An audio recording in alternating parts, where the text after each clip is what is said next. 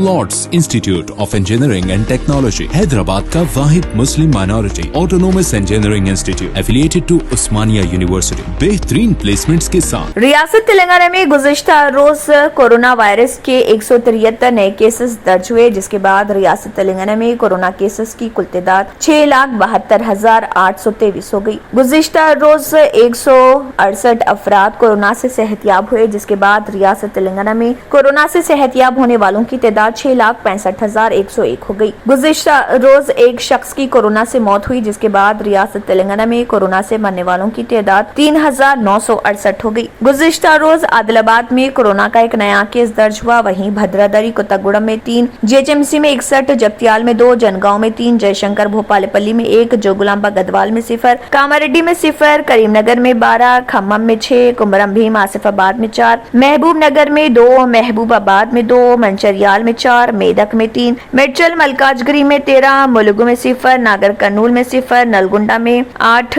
नारायणपेट में 0, निर्मल में 1, निजामाबाद में 3, पेद्दापल्ली में 6, राजना सिरसिल्ला में 0, रंगारेड्डी में 12, संगारेड्डी में 9, सिद्दीपेट में 1, सूर्यापेट में 2, विकाराबाद में 0, वनापट्टी में 0, वरंगल रूरल में 1, वरंगल अर्बन में 9 और यादाद्री भोंगिर में 4 कोरोना के नए केसेस दर्ज हुए।